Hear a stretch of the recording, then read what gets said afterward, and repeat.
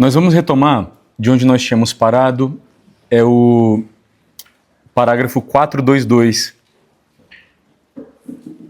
Nós vamos começar o artigo "E em Jesus Cristo, seu único Filho, nosso Senhor", etc. né?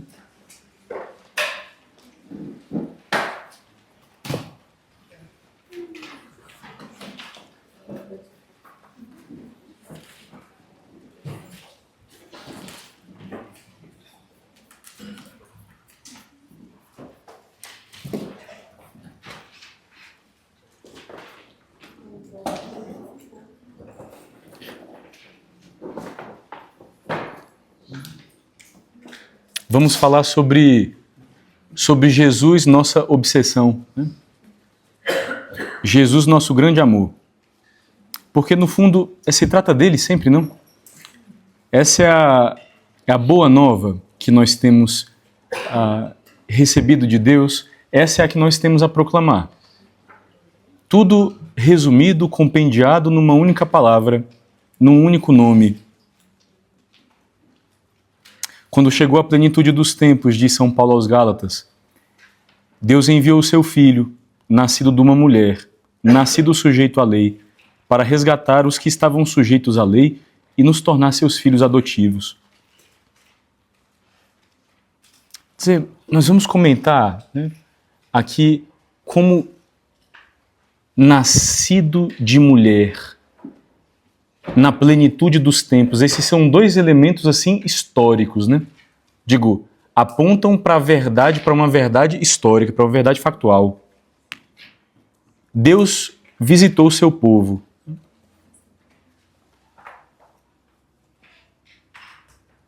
O parágrafo 423 aí do Catecismo é bonito, né? Porque fala sobre Jesus de Nazaré. A historicidade, né? O fato de que nós estamos diante de uma personalidade que viveu num tempo bastante preciso, né, da história dos homens. E aqui eu queria gastar um tempinho para nós falarmos sobre isto, porque pode ser, não, que a base de uma série de propagandas e, no fundo, não mais do que isso, hein? Tantas vezes nós nos vejamos assim confrontados com uma série de afirmações que são absolutamente irrazoáveis. Né? A historicidade de Jesus de Nazaré é um dos fatos mais incontestáveis do mundo antigo.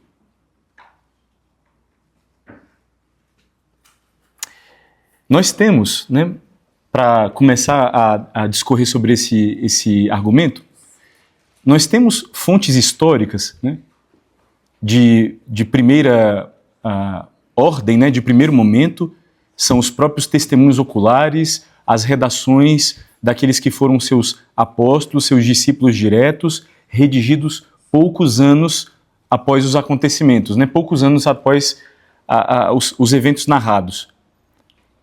Por exemplo, as cartas de São Paulo, aí entre os anos 50 e 60, né, São Paulo foi martirizado por volta do ano 64, junto com São Pedro em Roma. Dentro dos escritos de São Paulo, as menções a algumas coisas históricas, a genealogia de Jesus, 4.4, é o Gálatas 4.4 que nós citávamos agora, nascido de mulher. São Paulo vincula Jesus à descendência de Davi, é a carta aos Romanos, sua morte de cruz, 1 Coríntios, as palavras com as quais nosso Senhor praticamente terminou sua vida na última ceia, não? Então, aí no rol das últimas palavras, digamos, das últimas horas do Senhor, é 1 Coríntios também. Narra uma série de aparições de Jesus ressuscitado, na 1 Coríntios 15. Quer dizer, os testemunhos de São Paulo, que são os primeiros escritos, portanto, do Novo Testamento, o primeiro escrito do Novo Testamento é a primeira carta de São Paulo aos Tessalonicenses. Está ali mais ou menos pelo ano 53. Cerca de, portanto, de uns 20 anos, né? Depois da paixão, morte e ressurreição do Senhor. Isso é um intervalo muito curto quando a gente fala no mundo antigo. É porque a gente precisa sair um pouco do nosso paradigma, não sobre as coisas registradas assim a tempo e a hora. No mundo antigo é muito difícil escrever. Primeiro, é muito difícil encontrar quem escreva. Depois, o próprio fato da escrita é muito difícil. O material, né? São papiros, são outros tipos de pele de animais. O modo de deixar gravado não é um modo que permite muita extensão. As coisas são naturalmente muito volumosas, né, para serem compendiadas. Então, quer dizer, se registra no mundo antigo aquilo que é muito importante, né? Não se escreve sobre qualquer coisa. Então, o fato de nós vermos esses testemunhos, né, os escritos, já 20 anos depois, nós vamos comentar aqui como isso é uma exceção, né, quando nós estamos diante de testemunhos assim antigos. O fato de que os evangelhos sinóticos e o evangelho de São João, que tem redação final, né, desde do mais recente deles, que provavelmente é o evangelho de São Marcos, até o mais tardio deles, que é o de São João, certamente, com um término de composição na última década do primeiro século. O fato de que eles contenham descrições assim, topográficas, políticas, culturais, bastante acertadas, bastante precisas da Palestina do primeiro século, Herodes, Pilatos, Caifás, os saduceus, os fariseus, etc. O fato de que essas narrativas sejam, no seu estilo, em alguma medida assim, devedoras de algumas formas literárias típicas desse momento histórico também, do primeiro século. Claro, existem ênfases diferentes, né? Mas eles são concordes em algumas coisas, do tipo, Jesus viveu na Galileia, foi um pregador e um taumaturgo, quer dizer, foi alguém que fez o bem, fez boas obras, foi executado e crucificado sob Pôncio Pilatos, ressuscitou. Nós temos, nos primeiros séculos, né, século II, século III, uma enxurrada de escritos de fontes cristãs assim, extracanônicas, né, nós chamamos assim, e fontes externas, né, não são só coisas de cristãos, não. Flávio Joséfo, um historiador importante, judeu do século I, no ano 93, na sua obra Antiguidades Judaicas, diz: por esse tempo apareceu Jesus, homem sábio, Pilatos o condenou à cruz, mas os que o amavam não deixaram de o amar. E até hoje, o grupo dos cristãos, assim chamados por causa dele, não desapareceu. Em outro momento da obra, ele faz referência a Tiago, irmão de Jesus, chamado o Cristo. É Tiago, o primo do Senhor, que foi o primeiro bispo de Jerusalém, que inclusive foi o primeiro dos apóstolos a ser martirizado, ainda na perseguição em Jerusalém. Quer dizer, junto com os testemunhos cristãos, nós temos testemunhos, fontes, por exemplo, aqui vindas do mundo judaico, fontes vindas do mundo pagão. Tácito é o historiador romano mais confiável do seu tempo. Ele viveu aí no início do século II e diz assim, são as suas obras, né, os anais. Cristo, de quem o nome cristãos deriva, foi executado sob o procurador Pôncio Pilatos durante o reinado de Tibério. E a superstição perniciosa, por um momento reprimida, irrompeu novamente, não só na Judéia, mas também em Roma. Quer dizer, ele é um romano hostil aos cristãos, né? Plínio, o jovem, é uma outra figura de dentro assim, dos poetas, né, das obras literárias romanas. Na sua carta a Trajano, no ano 112, diz: costumavam reunir-se em certo dia antes do nascer do sol e cantar hinos a Cristo como a um Deus. É o testemunho que ele faz sobre a vida da comunidade dos cristãos, né? Suetônio, também um pagão, na sua Vida de Cláudio, diz: expulsou de Roma os judeus que, instigados por Crestos, provocavam tumultos. Quer dizer, ele indica, né, como já existia conflito entre os judeus e os cristãos na cidade de Roma por causa de um Crestos no ano 49. Luciano de Samosata, século II, no seu livro na sua obra, né, A Morte de Peregrino, diz: o homem que ainda hoje é adorado, aquele crucificado na Palestina por ter introduzido esse novo culto. É um testemunho assim um pouco satírico, né? Enfim. Nos judeus, nos pagãos, em outras fontes do mundo oriental, o Talmud babilônico diz, na véspera, aqui uma interpolação um pouco errada, não em relação ao evento, mas na véspera da Páscoa, Yeshu foi enforcado. Durante 40 dias antes, foi proclamado que seria apedrejado por ter praticado magia e levado Israel à apostasia. Quer dizer, aqui nesse escrito nós encontramos um Yeshu, acusado de feitiçaria e engano, o que confirma de forma indireta o fato de que ele tinha prestígio como taumaturgo, não como alguém que fazia o bem.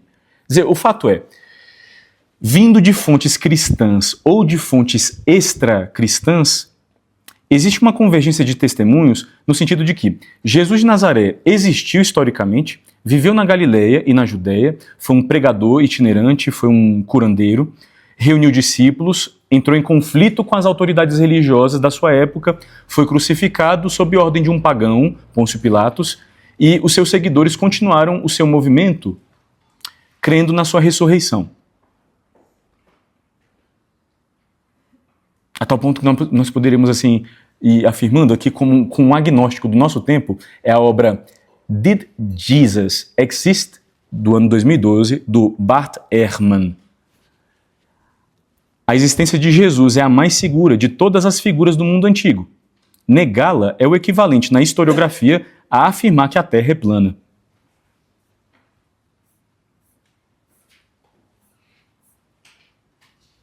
Cabe a gente pensar um pouco sobre isso, né? Porque, assim, para a credibilidade histórica, né, de uma figura do mundo antigo, a gente reúne uma série de critérios, né? A multiplicidade de fontes sobre a sua vida, sobre as suas obras, etc. A proximidade temporal desses testemunhos, ou seja, quanto tempo depois da vida dessa pessoa, ou dos ensinamentos dessa pessoa, enfim, se escreveu sobre ela. A convergência de tradições diferentes falando sobre coisas correlatas a respeito da pessoa. A ausência a gente chama assim, de um motivo apologético comum, ou seja, esse pessoal que está escrevendo sobre essa pessoa está com a intenção de defendê-la ou de qualquer modo promovê-la? E os testemunhos que essas fontes diferentes providenciam são coerentes? Digo, no sentido do seu enquadramento, né, circunstancial, quer dizer, tempo, lugar, etc., práticas, cultura. As informações batem? Né? Atentos. Se nós falamos sobre figuras do mundo antigo, Jesus de Nazaré se destaca de uma forma absolutamente indiscutível. Né? Se terem ideia, os primeiros escritos sobre Jesus, 20 anos depois, 20, 30 anos depois da sua vida. No caso de Sócrates, né, as primeiras coisas escritas sobre ele estão aí num período entre 30 e 50 anos depois da sua vida. Alexandre Magno, 400 anos depois dele, é que foram escrever sobre ele. Buda, mais de 200 anos depois. Confúcio, um século depois, praticamente. O número de escritos, de manuscritos do Novo Testamento, são mais de 5.800 manuscritos em grego, 10.000 em latim, mais de 9.000 em outras línguas, catalogados. O Novo Testamento é o texto antigo mais bem preservado da história. A Ilíada de Homero, por exemplo, são cerca de 1.800 manuscritos com muitos séculos de distância entre eles.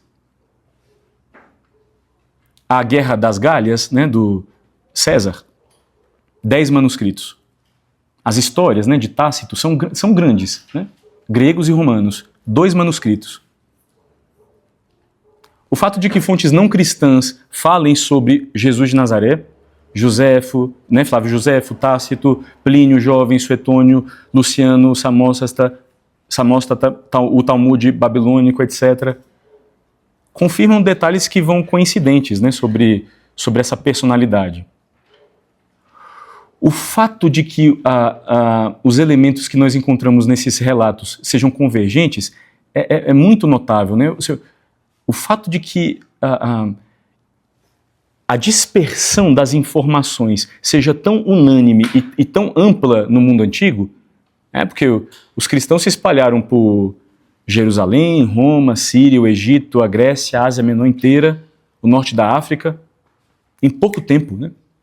Então, o fato de que num arco assim, né, num território tão grande, nós tenhamos cedo, né, convergência sobre isto A verdade é, nós sabemos sobre Jesus muito mais do que nós sabemos sobre outras figuras da antiguidade. Descendo um pouco mais ainda, né, sobre o Novo Testamento. Nós dizemos sobre a quantidade, né, de manuscritos.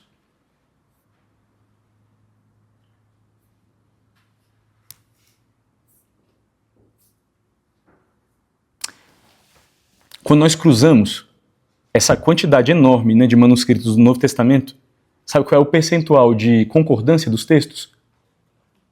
Não sou eu que estou dizendo, não, hein? Isso não é opinião minha. Fizeram a coisa. 99,5% de convergência. Quer dizer, o texto do Novo Testamento é seguramente, né, o texto mais íntegro e fiel nos seus manuscritos, nas suas diversas formas que nós temos no mundo antigo. É de longe, né, o conjunto de textos mais bem atestado, digo assim, no sentido de origem, fidelidade ao original, convergência entre os diversos manuscritos, etc. A evidência documental que é o Novo Testamento, do ponto de vista filológico, historiográfico, etc., é tão avassaladora que é irracional questionar a integridade textual, entende? Do bloco.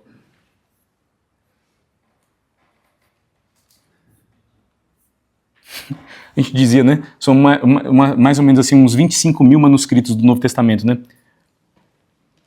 Considerando os 2 primeiros séculos, com uma convergência de 99,5% entre eles, na integridade do texto. O segundo texto antigo mais bem preservado nesse sentido, né, é a Ilíada de Homero. A gente está passando de 25 mil manuscritos para 1.800, cerca de 1.800. Com um prazo que não é de 2 séculos entre eles, é de entre 5 e 9 séculos entre eles. As obras de Platão, cerca de 200 manuscritos. De César, 10, enfim, cerca de 50 manuscritos de Aristóteles. Enfim, o ponto é, o conjunto do Novo Testamento, né, já que a gente abriu esse ponto sobre a historicidade, constitui o corpo literário mais íntegro, mais acessível, mais verificável de todo o mundo antigo.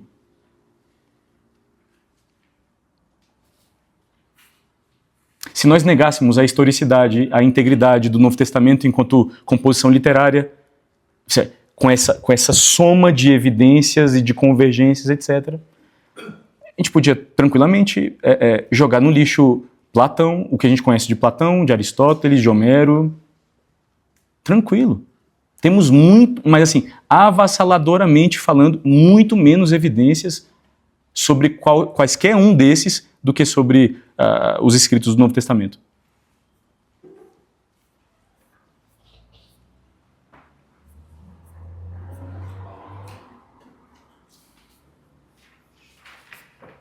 Então, quando a gente está falando sobre a historicidade de Jesus de Nazaré, né, essa é uma coisa, esses são fatos, né, que a gente, isso é bom que a gente recorde, né, porque à luz de certo tipo de documentário assim, polemizador e raso, né, de History Channel e Companhia Limitada, né, Jesus de Nazaré existiu, né, perca 2 horas do seu tempo aqui assistindo uma série de debatedores rasos, né, tratando sobre o assunto.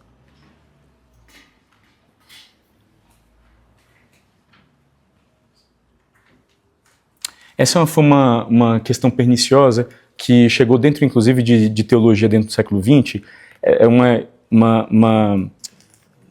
questão que é a relação entre o Jesus histórico e o Cristo da fé. O que isso quer dizer? Bom, basicamente quer dizer que a figura, né, de Jesus de Nazaré, nós teríamos que encontrá-la na sua verdade histórica, depurando os textos, né, do Novo Testamento das suas mitologias, abre aspas, né? Depurando os textos do Novo Testamento, então, dos, digamos, dos acréscimos, dos aditivos emocionais e etc., dos seus seguidores, para encontrar, então, de verdade, as palavras de Jesus, os gestos de Jesus, a vida de Jesus, e não exatamente o mito sobre Jesus que foi construído em redor dele por conta dos seus discípulos terem imputado sobre ele certa veneração e respeito como se fosse uma divindade. Essa é besteira pura. A gente vai comentar ainda sobre isso um pouco mais para frente. Imaginem, né? Imaginem se teriam querido pagar o preço da própria vida, do próprio sangue, sabendo que estavam defendendo uma ideia só para manter, abre aspas, a memória de Jesus viva. Não vale tanto a pena assim, né?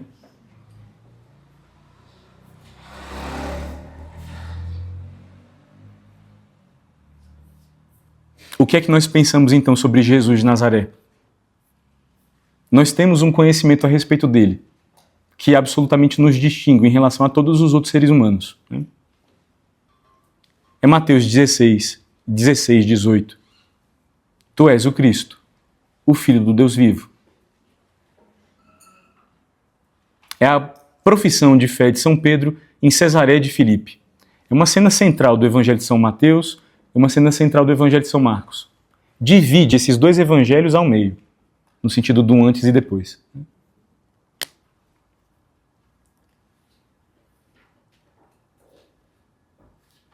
Bem-aventurado és tu, Simão, filho de Jonas, porque não foi um ser humano que te revelou isso, mas o meu Pai que está no céu. Por isso eu te digo, tu és Pedro, e sobre esta pedra, sobre ti, edificarei a minha igreja, e as portas do inferno não prevalecerão contra ela. Eu te darei as chaves do reino dos céus, etc, etc. Mas o ponto é, a afirmação, né, que faz São Pedro, depois da pergunta, quem dizem os homens ser o Filho do Homem, e vós quem dizeis que eu sou, a afirmação que faz São Pedro é uma afirmação movida por Deus, movida pela graça de Deus. E nós estamos, então, justamente inseridos aí. O que é que nós pensamos sobre Jesus de Nazaré? O que é que nós cremos sobre Jesus de Nazaré? Porque o Pai nos revelou isto. É que ele é o Cristo, é o Messias prometido a Israel. Nele, as escrituras antigas se cumpriram. Ele é o Filho de Deus. Quer dizer, não é só o Messias, ele é o Filho de Deus encarnado. É em cima dessa profissão de fé que nosso Senhor edificou a sua igreja.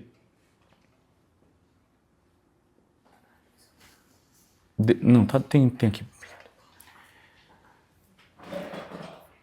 Convém a gente falar um pouco sobre esta passagem, rapidinho, né?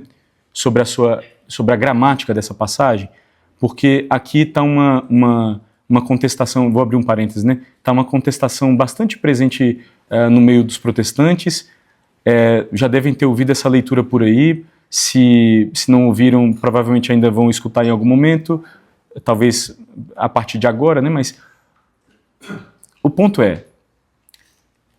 derivam de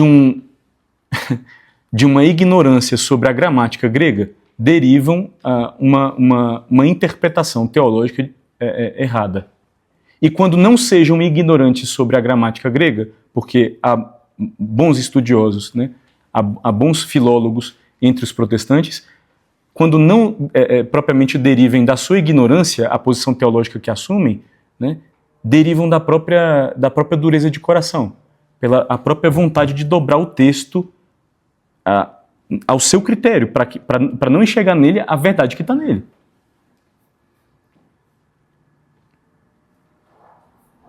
Existe um jogo de palavras aí, hein?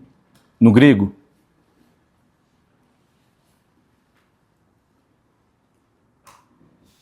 Su ei Petros kai epitaute te Petra. O texto grego tem um trocadilho deliberado, né? Entre Petros e Petra.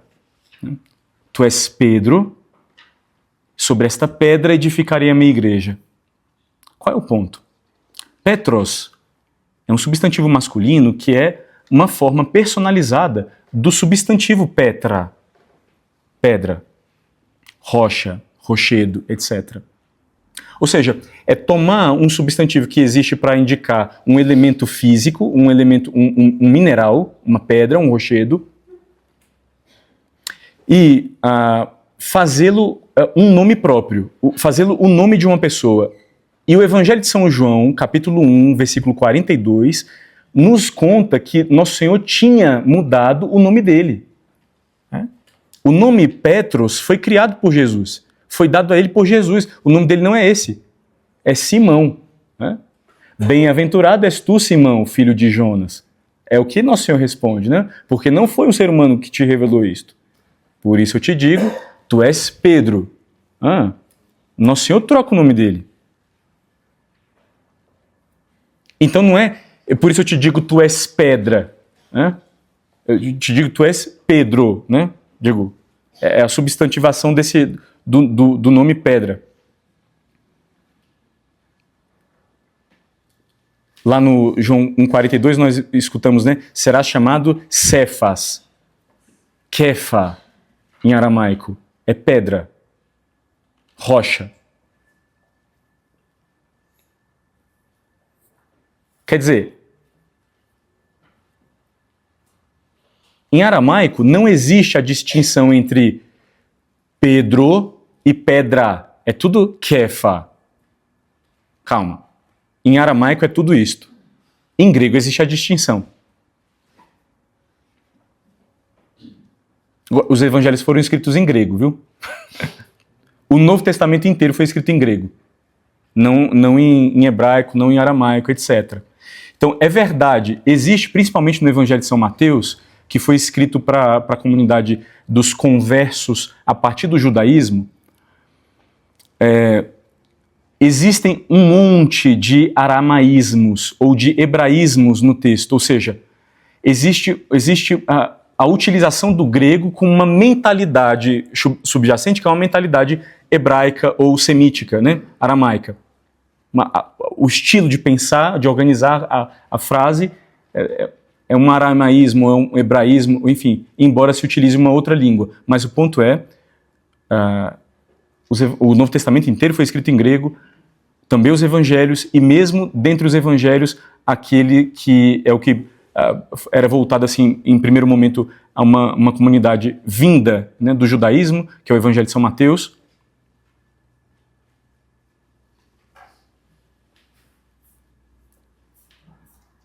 Então, o ponto é, primeiro, essa questão. Depois, o pronome demonstrativo, taute, isso é uma proximidade, não? É o fato de que é isto daqui, né? Não tem dentro do versículo, né, qualquer transição de sentido que permitisse entender rocha, petra, que é a segunda palavra, como se fosse alguma coisa diferente de Pedro. Por quê? Bom, por isso eu te digo, né?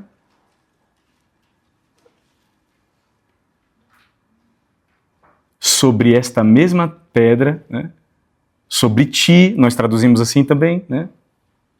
E não como os protestantes gostam de sustentar, né? Não, foi sobre essa confissão de fé, né? Foi sobre esta fé aqui, ó, Jesus Messias e Jesus Filho de Deus. Foi sobre sobre aquilo que ele disse, né? Que Jesus disse que edificaria a igreja dele. Ou seja, os cristãos, né? O cristianismo como religião existe a partir dessa confissão de fé. Isto é verdade.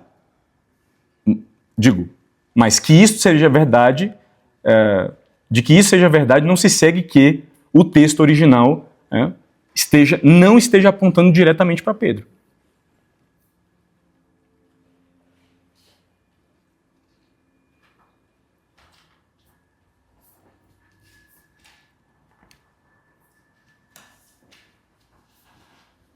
Então, qual é o problema lá dos protestantes, né? No sentido do desconhecimento, talvez, do grego? É porque, bom, num contexto que não era o contexto do grego koiné do primeiro século, esse grego de periferia, da periferia do mundo, é o grego de quebrada, né? Que era o grego falado na Palestina, é o grego com o qual o Novo Testamento foi escrito e tal, não é o grego ateniense, é o grego ático, né, de Aristóteles, Platão, de Homero, não é. No grego koiné não existe, né, digamos assim, a distinção das palavras que existe lá no grego ático. E, portanto, não dá para transicionar a ideia de que Nosso Senhor estaria falando sobre que a rocha seria a confissão de fé de São Pedro e não propriamente a própria pessoa de Pedro, né, como algo distinto dele.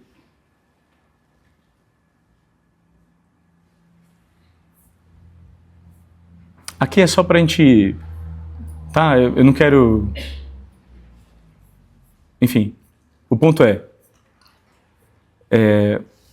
bom saber que existe. Tá joia.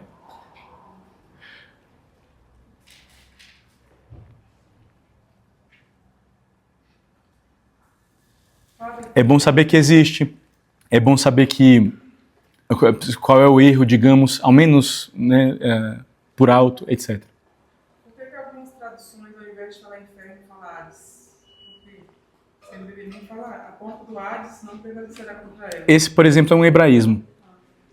Hades ou Sheol são termos do... Hades, no caso, é do grego mesmo, né? Sheol é do hebraico. Mas, digo assim, é a necessidade ou a vontade de ser estritamente, de repente, fiel ali para traduzir o termo não como o termo passou a ser designado depois, inferno, né? Mas como de fato está no original. No original grego está Hades mesmo, né? Mas o conceito, né, de Hades ou de Sheol, bom.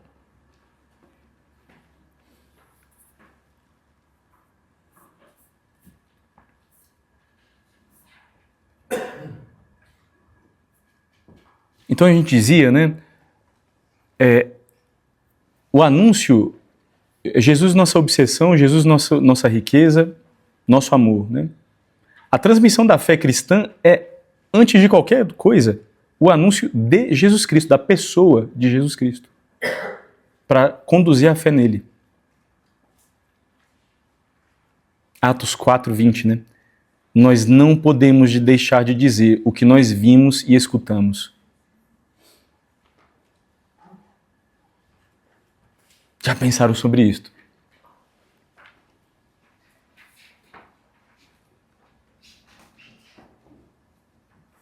Dizer, aquilo que eu ouvi, aquilo que eu vi, que eu experimentei, vale mais do que a minha vida.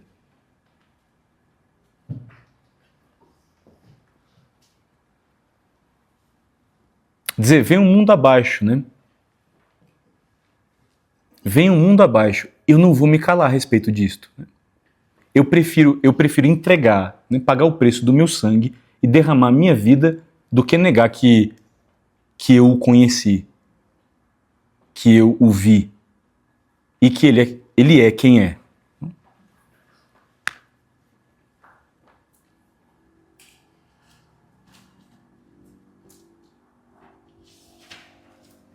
Depois, quando a gente falar sobre a ressurreição, a gente vai voltar nesse assunto, né? Mas isso é um giro, né, da ressurreição. Digo, do absurdo da cruz, do escândalo da cruz, para a posição deles depois de Pentecostes, não? Audazes, né, corajosos e tudo. Ou eles fizeram a experiência de Jesus ressuscitado, ou absolutamente nós não temos explicação para o modo como se colocaram, né? Ou eles viram mesmo, ou ouviram mesmo, ou experimentaram mesmo, ou absolutamente o Novo Testamento, digo assim, enquanto texto, a vida deles enquanto manifesto, digamos, enquanto testemunho, não faz sentido. É o início da carta de São João, da primeira. O que nós ouvimos, o que nós vimos com os nossos olhos, o que nós contemplamos e as nossas mãos tocaram do verbo da vida, é o que nós vos anunciamos, pois a vida se manifestou e nós a vimos, e dela damos testemunho.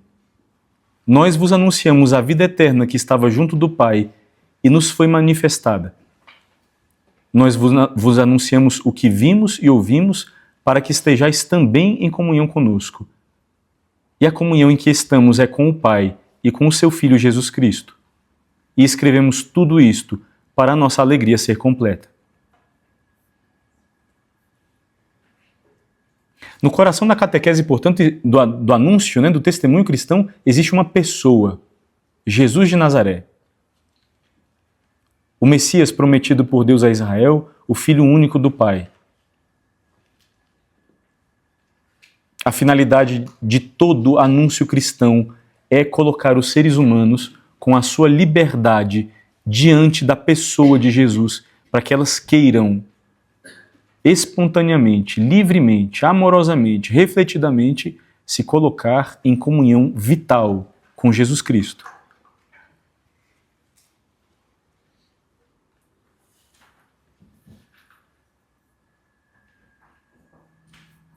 Eu dizia, nós somos obcecados por uma pessoa. Totalmente doidos mesmo. Ou devíamos,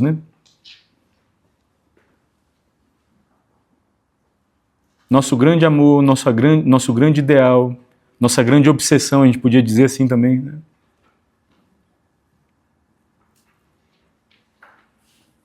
Tudo absolutamente no que nós chamamos vida cristã, absolutamente não faz sentido, não se justifica sem ele. Nós queremos ter comunhão com ele. Nós queremos estar com ele desde agora e para sempre. Ele é a vida eterna. E para ter comunhão com ele, então, como é preciso? Viver junto dele. Meditar e voltar a meditar sua vida, suas palavras, seus gestos, seu legado, sua presença viva entre nós. Como é preciso, para que nós estejamos de fato em comunhão com ele, que nós tenhamos assim esse amor vivo, essa disposição a permanecer com ele pela fé, pela oração, pela recepção dos sacramentos, especialmente a Eucaristia, na qual ele mesmo se nos dá em alimento, vivo e ressuscitado, pela meditação da sua palavra.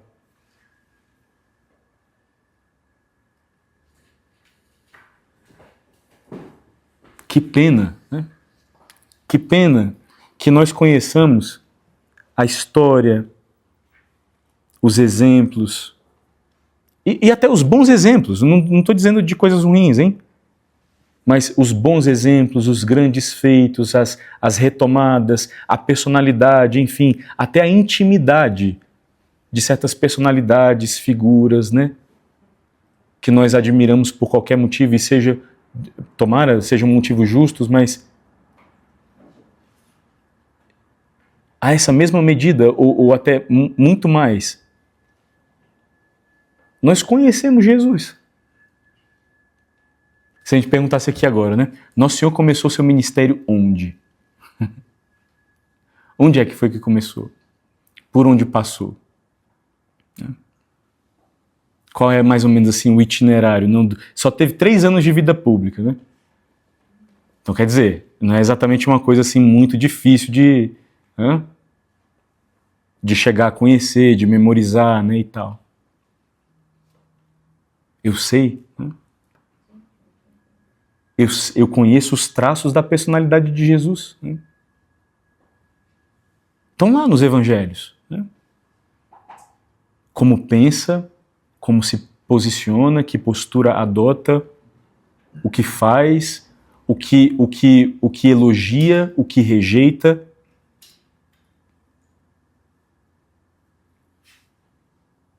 Que pena que nós sejamos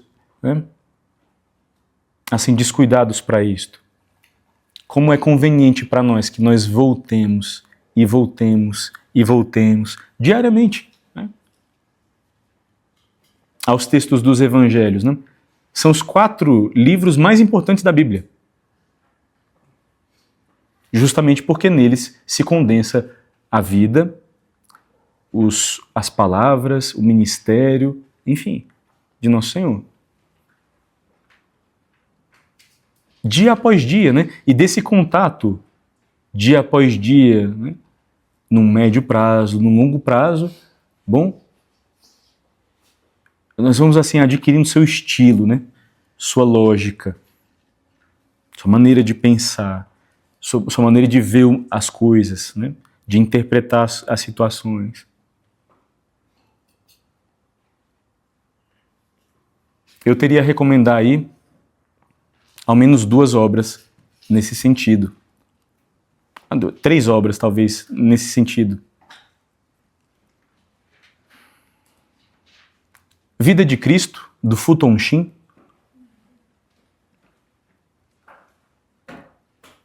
A Vida de Cristo, de Pérez de Urbel. Está editado aqui no Brasil pela editora Quadrante. E Jesus em Seu Tempo, do Daniel Hobbes, tá pela Cultor de Livros aqui no Brasil. Esse é um pouco mais histórico do que os outros 2. Tá aqui literalmente do mais espiritual para o mais histórico.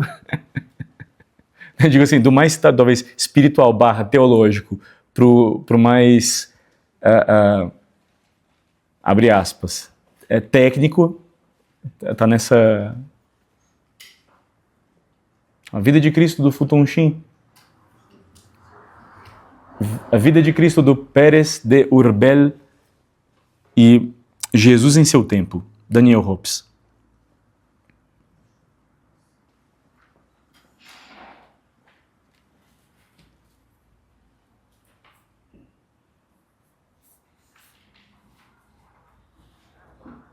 É só desse conhecimento amoroso, né, de Jesus é que brota o desejo de anunciá-lo.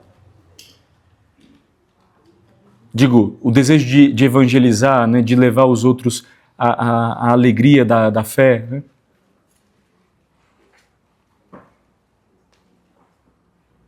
A gente não transmite às pessoas aquelas coisas de que propriamente não está convencido, né, de que não ama e tal. Nesse sentido em que nós estamos dizendo, não. Em hebraico, o nome Jesus quer dizer Deus salva. É o nome Josué, né? Yoshua. Josué é uma derivação, né, do nome Josué, Yeshua. Jesus. Deus salva. Nesse nome, uma síntese da sua identidade e da sua missão. A sua identidade, ele é Deus. A sua missão, ele é o Salvador dos homens. Deus salva, uma síntese da sua identidade e da sua missão.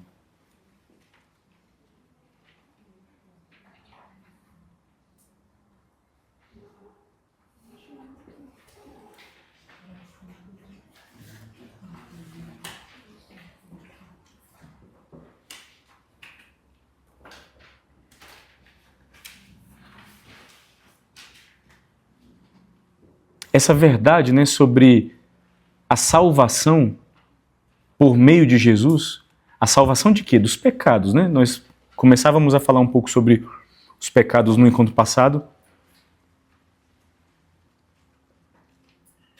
Essa verdade sobre a salvação por meio dele vai expresso, né, como uma autoconsciência sua nos evangelhos. Aqui eu vou citar somente, né, mas a título de exemplo, mas são muitos versículos. Muito. Mas vou citar aqui somente Marcos 10, 45 e Mateus 20, 28. Onde Nosso Senhor diz, né, são os 2 paralelos em que Nosso Senhor diz: o Filho do Homem não veio para ser servido, mas para servir e dar a sua vida em resgate por muitos. A palavra lá no grego, litron, é o tipo de resgate, é o tipo de ação que se votava a libertação de escravos. Ou seja,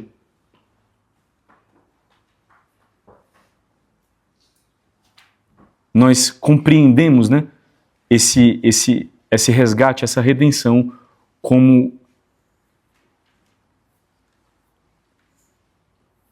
uma libertação de escravidão. Nesse sentido, o texto do Êxodo é paradigmático, né, para nós, e o evento do Êxodo no Antigo Testamento é paradigmático porque, do ponto de vista histórico, sociológico, político, esta é a verdade do Êxodo. Né? Deus suscita um portador da sua palavra, um instrumento seu, que vai agir em seu nome e na força do seu envio para libertar o povo de Israel da escravidão do faraó no Egito. Então, do ponto de vista histórico, social, político, essa é a verdade do evento do Êxodo. Claro, este é um ângulo da história, né? Isso propriamente não é toda a verdade do evento, né?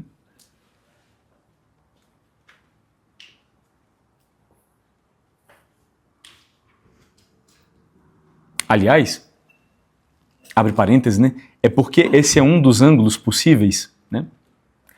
É que um tipo de teologia de chave marxista, né, revolucionária, lê esse evento como um evento paradigmático, né?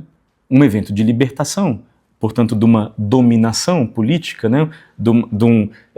Existe, portanto, um opressor e uma série de oprimidos, e Deus age em benefício do seu povo, então, quebrando a cadeia de dominação, quebrando a lógica, né, do opressor e exaltando o oprimido, né?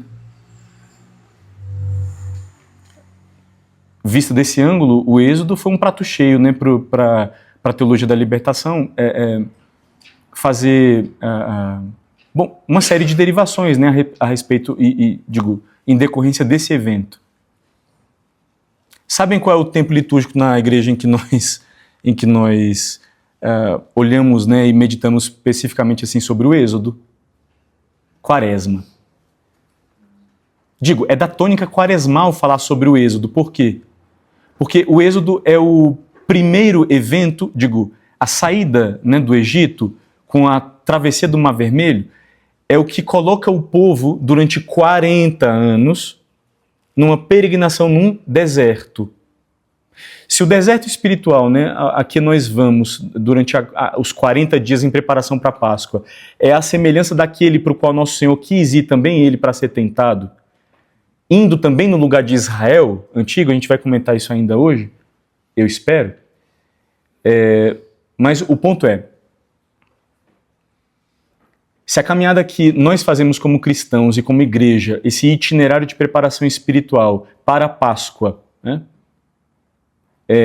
tem essa chave, né, de deserto, para celebrarmos na Páscoa o dom da libertação espiritual, né, a vida nova que nós recebemos pela paixão, morte e ressurreição de Jesus.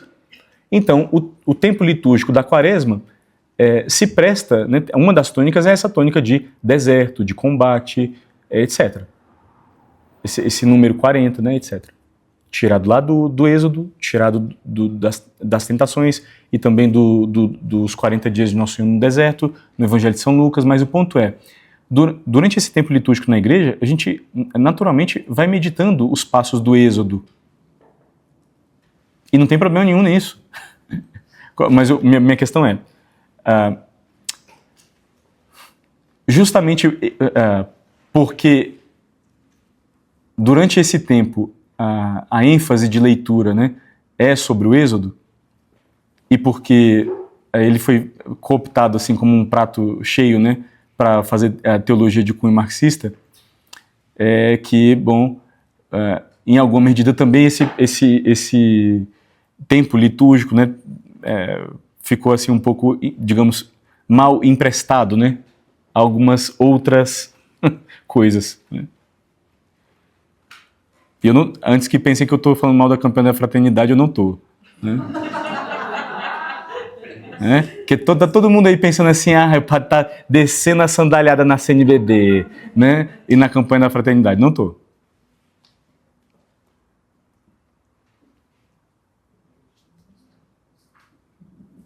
Afinal, se o Êxodo tem um aceno social, político, etc., comunitário, e tem o evento em si, tem.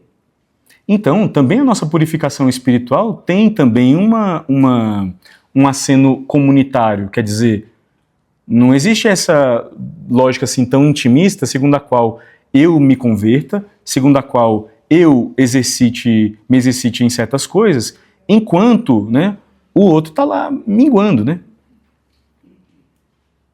Então, como nós, inclusive, comentávamos, né, nas homilias dos últimos domingos aí, existe um aceno social claro, né? Uma implicação social clara da nossa fé. O problema não é esse. O problema não é uma proposta pastoral, então, da nossa conferência episcopal para aproveitarmos um tempo de exercícios espirituais também numa chave comunitária. Essa é a proposta da campanha da fraternidade. O problema não é esse. Né?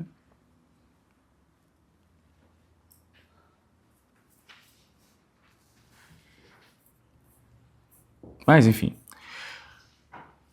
O nome de Jesus está no centro da oração cristã. Né? Nós rezamos a partir de Jesus, a partir do seu exemplo, ele mesmo rezou, dando-nos exemplo, a partir do mandamento do Senhor, orai sempre, sem cessar, sem desfalecer. Nós rezamos a partir do Espírito de Jesus, porque, de São Paulo, ele derramou um Espírito que clama em nós, Abá, ó Pai. Um Espírito que reza em nós com gemidos inefáveis, porque nós não sabemos o que pedir nem como pedir. É o Espírito quem vem em socorro da nossa fraqueza, diz a carta aos Romanos. Nós rezamos com as palavras de Jesus. O modelo de toda a oração, que nós vamos inclusive estudar na última parte do Catecismo, que é o Pai Nosso, é a oração do Senhor, foi a que Ele nos ensinou. Rezemos com amor e confiança a oração que o próprio Senhor Jesus nos ensinou. Pai Nosso, é o que nós dizemos na missa. Né? Então nós rezamos com as palavras de Jesus. Nós rezamos invocando o nome de Jesus, amando, nos submetendo a Ele, e depois se referindo tudo a Ele também, não? Por nosso Senhor Jesus Cristo.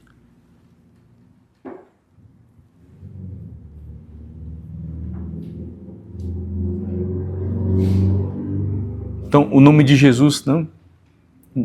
No centro da nossa perspectiva de oração. Esse nome forte e precioso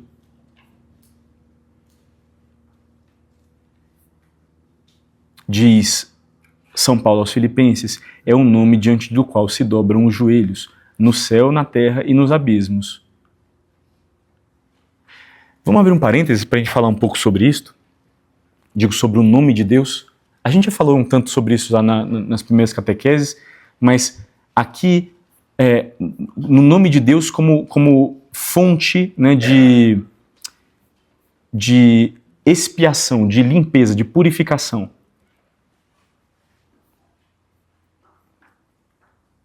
Na liturgia do Antigo Testamento, nós temos o livro do Levítico, né, apresenta isso especialmente no capítulo 16, uma liturgia de expiação chamada Yom Kippur. Kippurim, né? Raiz Kippur, né, que significa cobrir, purificar, reparar, enfim. Yom é dia, né? Então, literalmente, é o dia da purificação, ou o dia da reparação. Yom Kippur continua sendo uma festa do calendário judaico.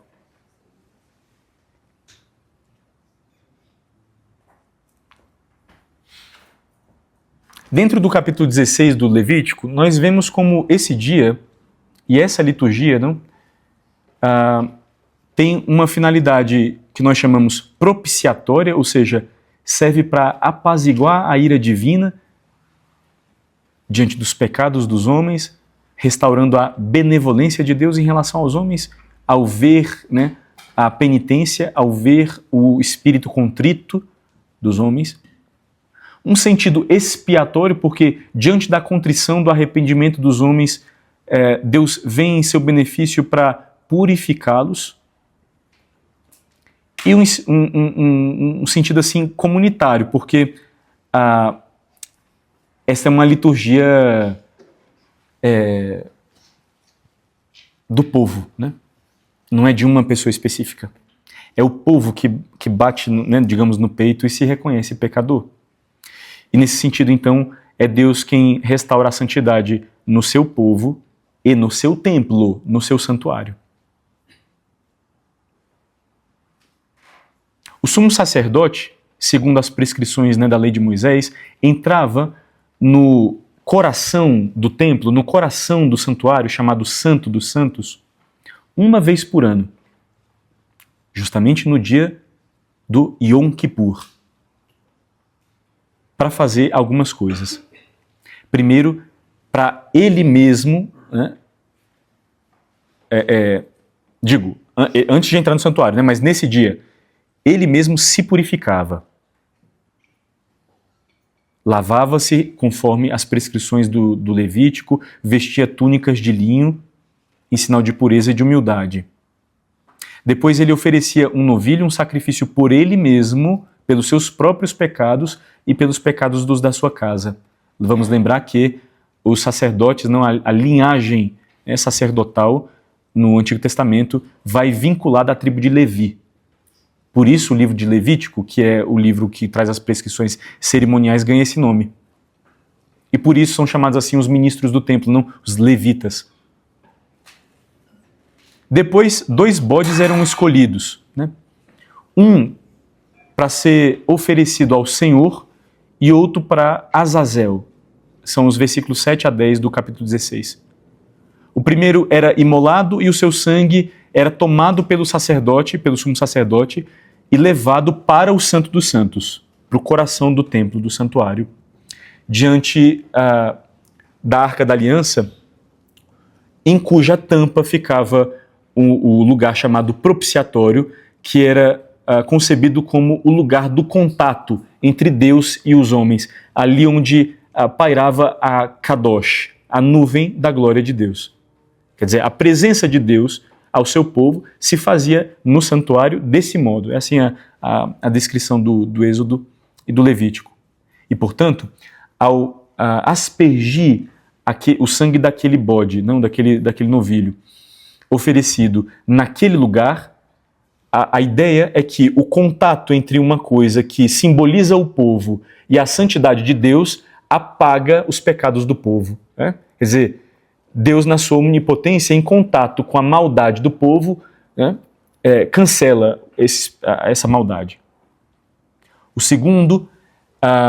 Esse segundo bode, o sacerdote impunha as mãos sobre ele, confessando, né, de forma simbólica, confessando os pecados de todo o povo e impondo os pecados sobre aquele dali, para enviá-lo ao deserto, para ele vagar a esmo até morrer. Se ele não voltasse, aquele gesto penitencial tinha sido aceito por Deus. Se ele voltasse, era preciso repetir o ritual. É o chamado bode expiatório. Esse sobre quem você impõe a culpa, que é sua, e manda para o degredo, né? Então, o sangue do primeiro era aspergido, né, levado para dentro do Santo dos Santos e aspergido sobre o propiciatório, a tampa da Arca da Aliança, e sobre o altar no qual ela mesma estava. A gente já falou sobre o sentido da purificação envolvido nesse gesto.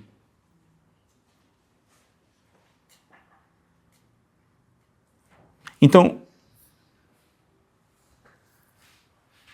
esse rito tinha limites, né? Repetido todo ano. E, propriamente falando, embora aquele animal simbolizasse, né, os pecados dos homens e simbolizasse o instinto, digamos assim, o desejo penitencial, o desejo de conversão, o fato é, o sangue daquele animal propriamente não tinha poder para transformar o coração de ninguém. Apenas, digamos, cobrir simbolicamente o pecado. Inclusive, esse é um dos nomes, né, da própria raiz hebraica, kippur, né, é cobrir. Dizer, ó, a gente está se penitenciando verdadeiramente, está se arrependendo verdadeiramente, então finge que não está vendo, né, a nossa maldade, né?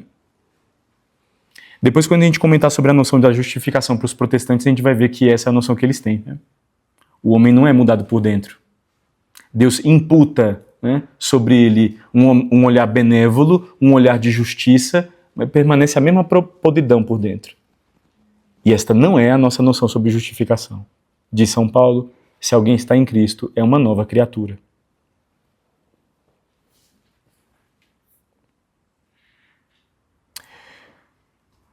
A carta aos Hebreus, no Novo Testamento, por que a gente está comentando sobre tudo isso? Vamos lá, hein? A carta aos Hebreus, no Novo Testamento, é uma grande homilia para falar sobre a realização desse ritual expiatório na nova aliança.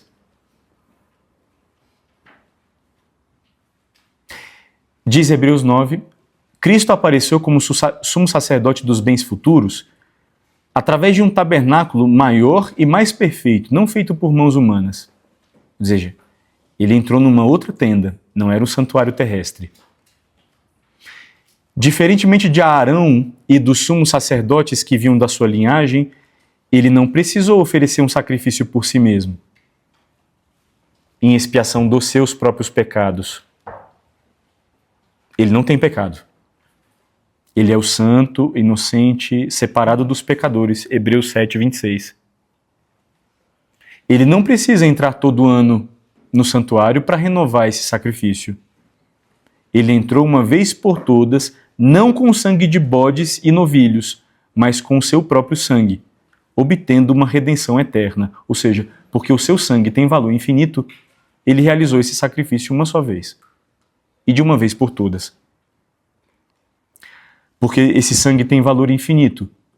Esse sangue tem eficácia para renovar e purificar os corações dos homens, tirando a consciência dos homens dessa situação de morte e de pecado para uma situação de justiça. Diferentemente, né, de um bode enviado ao deserto, na verdade, dizia a profecia de Isaías, é o capítulo 53. O pecado que pesava sobre nós, Deus fez cair sobre ele. Ele foi esmagado pelos nossos pecados. Essa é a profecia, né? É o cântico do servo sofredor. É a primeira leitura da Sexta-feira da Paixão. Sobre ele, então, recaíram os nossos pecados. Aquele que não tinha pecado, Deus o fez pecado.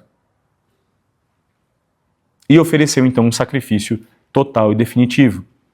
Temos, pois, diz a carta aos Hebreus, um grande sumo sacerdote que penetrou os céus, Jesus, o Filho de Deus. Com uma só oblação, levou à perfeição e para sempre os que são santificados por ele. O sacrifício da cruz, portanto, digamos, o ritual, né, de purificação da nova aliança, é única.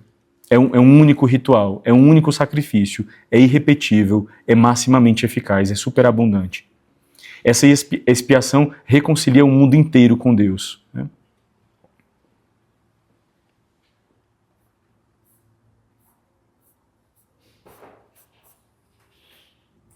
E por que a gente está comentando sobre isso?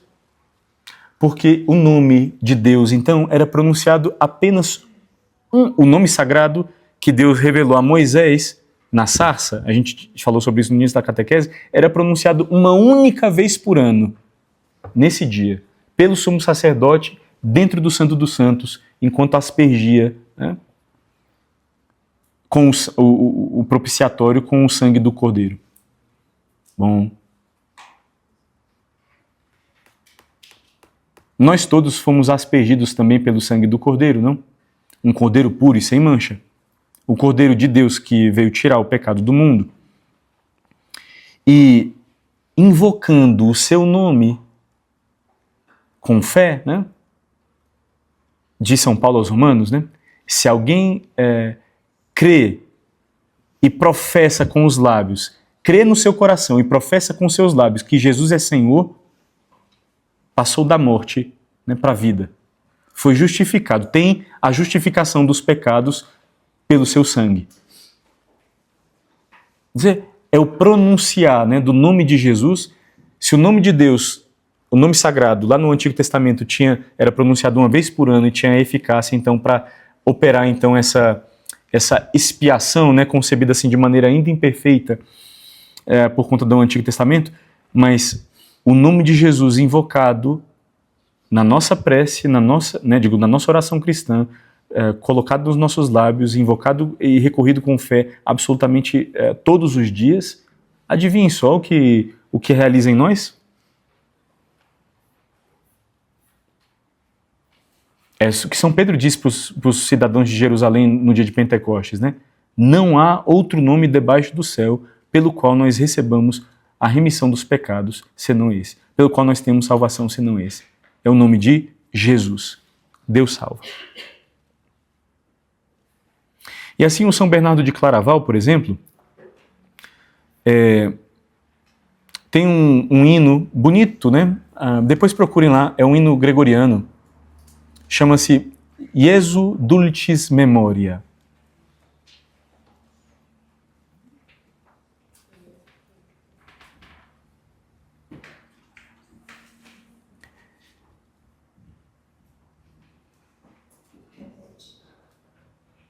Iesu... depois eu mando no grupo. Canta assim: Iesu Dulcis Memoria, dans vera cordis gaudia, sed super melet omnia, eius dulcis presentia. E essa melodia vai acompanhando as estrofes, né? São 42 versos divididos em 2, 4, 6, 8, 10, 11 estrofes. Mas é isso, né? Esse hino atribuído a São Bernardo de Claraval, doutor da igreja, Dr. Meliflus, chamado assim, né? O doutor Meliflu, né? Porque, pela doçura dos seus escritos, inclusive é o nome do hino. Jesus, né, cujo nome é tão doce, cuja memória é tão doce para nós, né? Esse hino que nós cantamos, né, como hino das laudes ou hino das vésperas, na memória do Santíssimo Nome de Jesus, dentro da liturgia das horas, nos faz ir pensando, né, sobre a força, o valor, o lugar, enfim, do nome de Jesus na nossa vida e dentro da nossa oração. Convém depois escutar tanto o canto, né, quanto depois ter acesso também buscar ter acesso à tradução. Deus salva.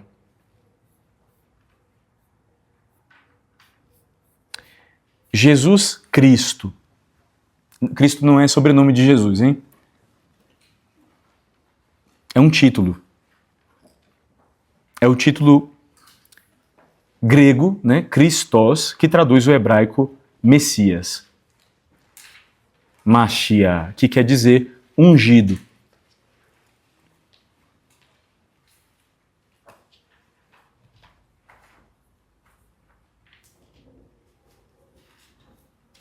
Ungido por quê? No Antigo Testamento nós temos as unções, né?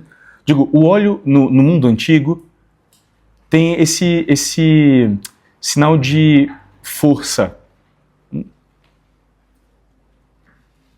De força, de separação para uma missão, de consagração para uma missão, para o exercício de uma missão que demande liderança, seja de ensino, seja de força.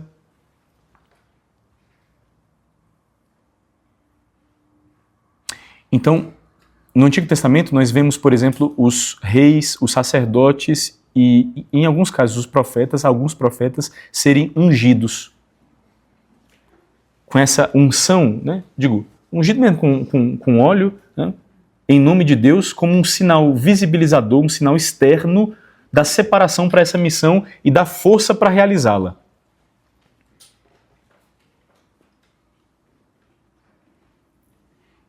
Israel esperava um Messias, né? Um ungido. Ou seja, alguém que viria, então, da parte de Deus, consagrado para uma missão específica e portador da força para realizá-la. Né? O Messias seria, ao mesmo tempo, na expectativa de Israel, rei, sacerdote e profeta. Seria ungido com os dons do Espírito de Deus. É a profecia de Isaías, é o capítulo 7.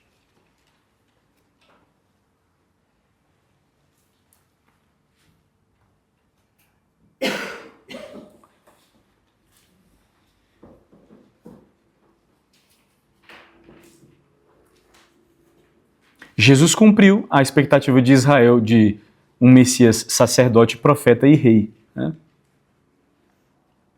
Não do modo como Israel esperava. Nós depois vamos comentar sobre isso um pouco mais a fundo. Mas cumpriu essa expectativa. Esse título, Christos, né, ungido, esse é um título revelado. Está na boca dos anjos no dia do Natal, né, aos pastores. Eu vos anuncio uma grande alegria que o será para todo o povo. Hoje, na cidade de Belém, na cidade de Davi, nasceu para vós o Salvador, que é Cristo Senhor.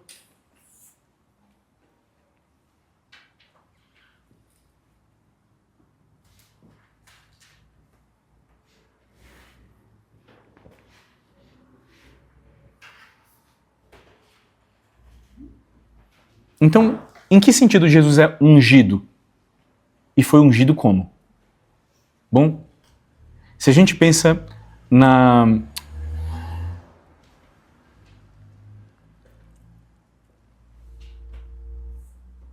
natureza humana do Salvador, na humanidade do Salvador, a humanidade de Jesus foi cumulada do Espírito Santo desde a sua encarnação. Ele foi concebido pelo poder do Espírito Santo. Então, aquela natureza, o Espírito Divino, o Espírito Santo de Deus, envolvendo o ventre da Virgem Maria, teceu nele a carne do Salvador. É a natureza humana de Jesus, então, cumulada, cheia do Espírito Santo nesse sentido. Essa plenitude do Espírito Santo, desde o primeiro momento da existência dessa natureza humana, é manifestada visivelmente no batismo do Senhor. Ou seja, quando o Espírito paira sobre Jesus, nós vemos um sinal visibilizador de que aquele dali, o Filho de Deus, né, este é o meu Filho amado, é o que diz a voz do Pai, de que o Filho de Deus é aquele detentor dos dons do Espírito, porque o Espírito paira sobre ele, né, como num símbolo assim de plenitude ou de dedicação, de apontamento. Então a plenitude dessa unção terrena vai visibilizada na cena do batismo, mas a natureza humana de Jesus é ungida desde a sua encarnação. Ele foi concebido por obra do Espírito Santo. Agora, essa natureza humana foi ungida no tempo porque porque a pessoa divina que a assumiu é desde sempre, abre aspas, ungida pelo Espírito Santo. Né? Por quê? Bom, sendo uma pessoa divina e vivendo a Santíssima Trindade numa plenitude de amor, numa comunhão de amor, a unção da segunda pessoa é uma unção eterna. Né?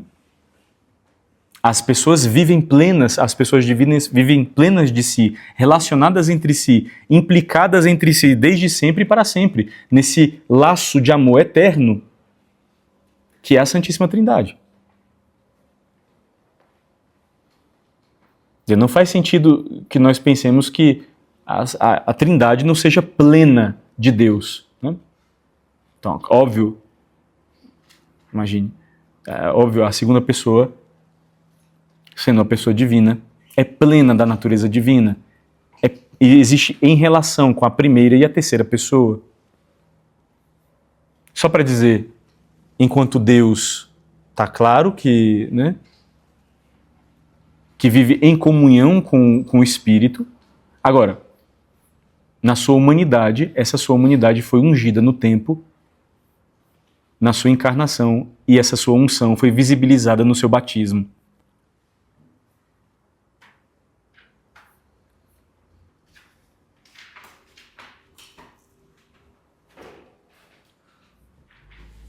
As suas obras e as suas palavras dão a conhecer que ele foi enviado como Messias, né? Inclusive, muitos judeus e pagãos reconheceram em Jesus os traços fundamentais do seu messianismo, chamando-o filho de Davi, chamando-o Messias. E nosso Senhor aceitou esse título, não sem reservas.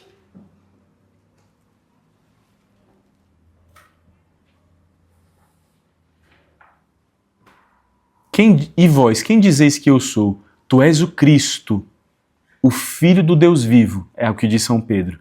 E nosso Senhor elogia. Bem-aventurado és tu, Simão, filho de Jonas. Não foi um ser humano que te revelou isso, mas o meu Pai que está no céu. Então nosso Senhor aceita, né, que o chamem de Messias e que o reconheçam como Messias, mas rejeita também em outros momentos quando a noção messiânica vai confundida na cabeça das pessoas com o tipo de Messias que Israel esperava naquele contexto ali do primeiro século.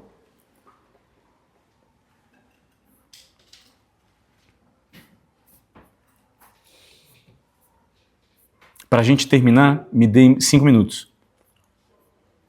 Só para a gente falar de Filho de Deus e Senhor.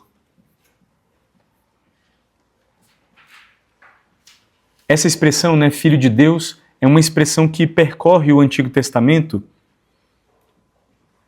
para falar sobre, por um lado, sobre os anjos, para depois para falar sobre o próprio Israel como povo eleito de Deus, ou sobre os reis de Israel. Quer dizer, ela é usada de forma meio, digamos, indistinta ao longo do Antigo Testamento, mas no modo como ela é utilizada para falar sobre Jesus, ela é utilizada de maneira singular.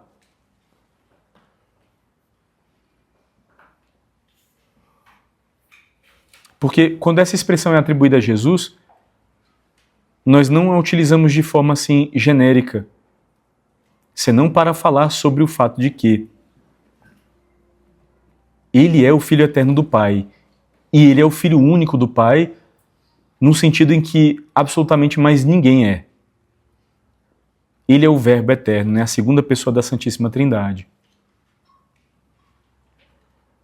Nosso Senhor não recusou esse título. Então tu és o Filho de Deus,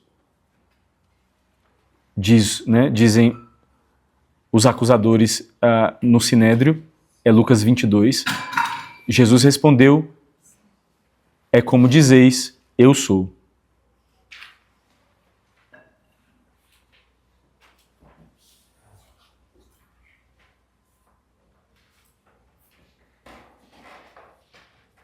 Então Jesus é o Filho de Deus de uma forma singularíssima, em sentido único e irrepetível, absolutamente distinto dos outros significados do Antigo Testamento e também do modo como nós nos dizemos filhos de Deus. Nós nos dizemos filhos de Deus porque incorporados a Ele. Somos filhos no Filho único, né? Filhos por adoção, dizemos assim, filhos adotivos. esse título também é revelado. É o batismo de Jesus, é a transfiguração de Jesus, é a voz do Pai, né, dando testemunho dele. Eis o meu filho muito amado, escutai-o. Jesus se designa assim. Deus não enviou o seu filho ao mundo para que o mundo seja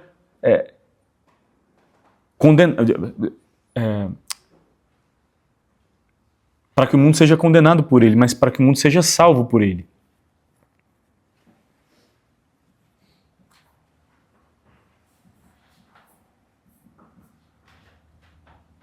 Então não é só que Jesus aceita esse título, não é só que esse título seja um título revelado.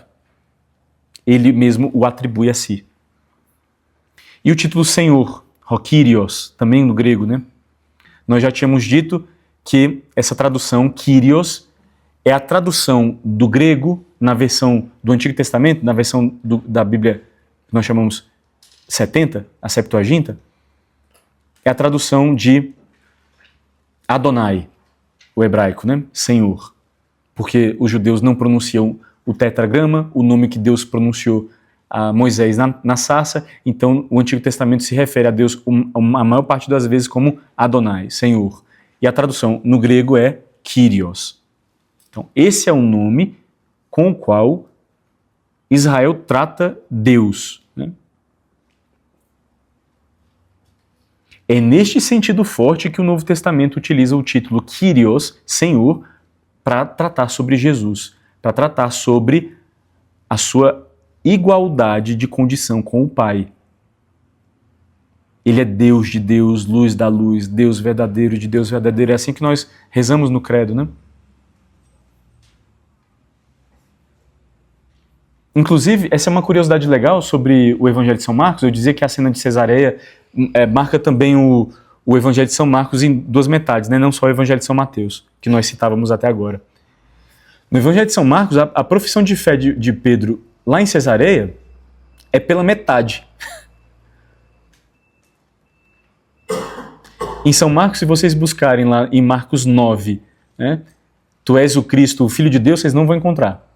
Vocês vão encontrar Pedro dizendo bem assim, tu és o Cristo. Ué. Então São Pedro não faz profissão de fé na filiação eterna de Jesus, né? No Evangelho de São Marcos? Não. São Marcos estava escrevendo, ele foi discípulo de São Pedro. O Evangelho de São Marcos, que provavelmente é o mais primitivo dos quatro, é o mais curtinho, né? É um condensado. É bem assim, né? As coisas em São Marcos acontecem assim, né?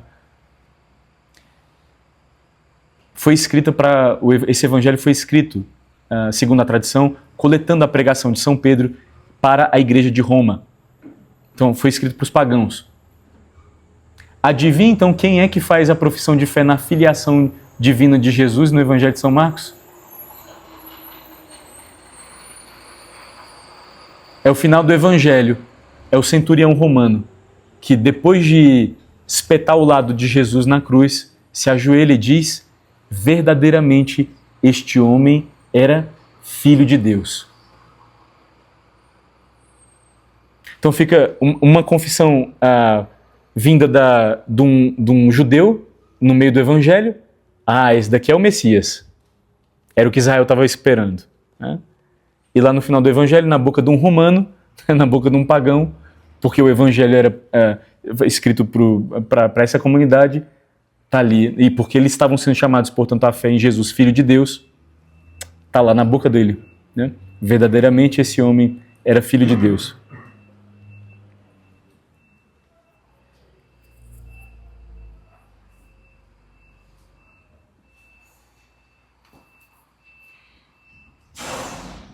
Muitas vezes nos evangelhos as pessoas se referem a Nosso Senhor assim com esse título, né?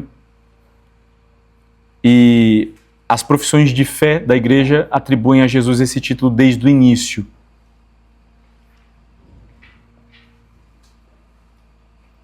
A oração cristã, a nossa oração, é marcada por esse título também, né? Senhor, por nosso Senhor Jesus Cristo, vosso Filho, e assim por diante, né? O Senhor esteja convosco. Esse é o último versículo da Bíblia, né? Amém. Vem, Senhor Jesus. A Bíblia termina desse jeito, com a evocação desse título.